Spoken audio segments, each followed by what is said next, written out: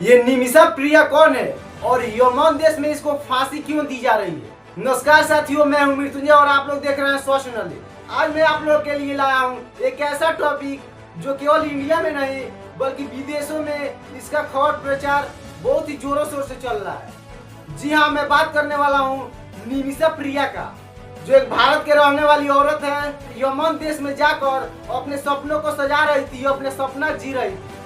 आइए इसकी पूरी कहानी जानते हैं, क्यों उसे फांसी पे चढ़ाया जा रहा है। एक भारतीय नर्स की दर्दनाक सच्चाई। एक भारतीय नर्स जो विदेशी जमीन पे अपना सपना सजा रही थी, लेकिन आज उसे यमन देश में फांसी की सजा सुनाई जा चुकी। नाम है निमिषा प्रिया। आपने सुना है इस केस के बारे में? अगर नहीं सुना है तो ये वीडियो पूरा जरूर देखिएगा, क्योंकि ये कहानी एक नर्स की नहीं बल्कि न्याय, कानून और इंसानियत की है। निमिषा प्रिया केरल की रहने वाली एक नर्स थी। साल 2008 में बेहतर कमाई और अपने सपनों को पूरा करने के लिए वो यमन देश चली गई। वहाँ उसने मेहनत से काम किया और खुद की एक क्लिनिक खोल ली। लेकिन वहाँ पे एक स्थानीय नागरिक वहाँ आ पहुंचा। उसका नाम था टोटो अहदो महदी। वो जल्द ही उनका बिजनेस पार्टनर बन गया। धीरे धीरे चीजें बिगड़ने लगी और आपसी झगड़े बढ़ने लगे। निमिषा प्रिया का आरोप था कि उसका बिजनेस पार्टनर तोलल अब्दो महदी उसे मानसिक और शारीरिक रूप से परेशान करने लगा, यहाँ तक कि उसका पासपोर्ट भी छीन लिया। साल था 2017। निमिषा ने अपने बिजनेस पार्टनर यानी कि महदी को बेहोश के एक इंजेक्शन दी ताकि वो अपना पासपोर्ट और अपना जरूरी कागजात वापस ले सके। लेकिन उस इंजेक्शन का डोज ज्यादा हो गई, जिसके कारण टोटल अब्दुल महदी का तुरंत मृत्यु हो गई। इसके बाद वहां के पुलिस यानी कि यमन के पुलिस ने उसे गिरफ्तार कर लिया और मामला दर्ज हुआ हत्या का। तो वहाँ पे कोर्ट का ट्रायल हुआ, वो अरबी भाषा में हुआ, जो प्रिया को समझ नहीं आया। निमिषा प्रिया को कोई ट्रांसलेटर और ना ही कोई भारतीय वकील मिला।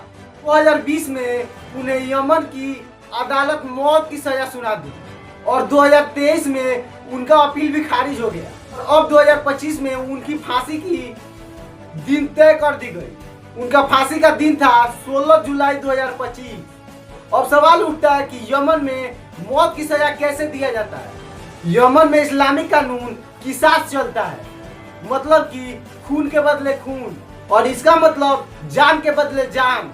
लेकिन इसका भी एक रास्ता है, और पीड़ित परिवार चाहे तो खून बहाया लेकर उसे माफ कर दिया जा सकता है, यानी बोले तो उसका हर्जाना देकर उस खून के बदले खून को छोड़ा जा सकता है, माफ किया जा सकता है। भारत सरकार लगातार यमन के संपर्क में है। विदेश मंत्रालय ने उसे वकील दिया, ट्रांसलेटर दिया और यमन के दोस्त देशों से भी बातचीत हुई। सुप्रीम कोर्ट ने भी इस केस को संज्ञान में लिया है और कहा है कि हम चाहते हैं कि ये सुरक्षित भारत लौट आए। अगली सुनवाई तय हुआ है 14 अगस्त 2025 को। पूरे देश भर में इस टॉपिक पर बहस छिड़ गई है और कुछ धार्मिक नेताओं ने उसके परिवार से बातचीत शुरू कर दी है।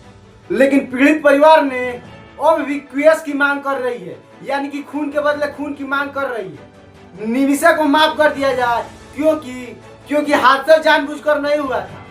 तो क्या भारतीय महिला की जिंदगी अब यमन देश की एक परिवार पर टिकी है? क्या भारत सरकार एक निर्दोष को एक फांसी से बचा पाएगी, या फिर निमिषा की कहानी उन सच्चाई लोगों के साथ दफन हो जाएगी जिनकी कोई आवाज नहीं उठती? तो जवाब जल्द ही मिलेगा, लेकिन सवाल जरूर छोड़ जाइए, क्या निमिषा को माफ किया जाना चाहिए? कमेंट करके जरूर बताएं। और आप चाहते हैं कि ऐसे गंभीर मामलों की सच्चाई हर एक लोगों तक पहुंचे तो इस वीडियो को शेयर करिए, वीडियो को लाइक करिए और चैनल को सब्सक्राइब करिए। जय हिंद।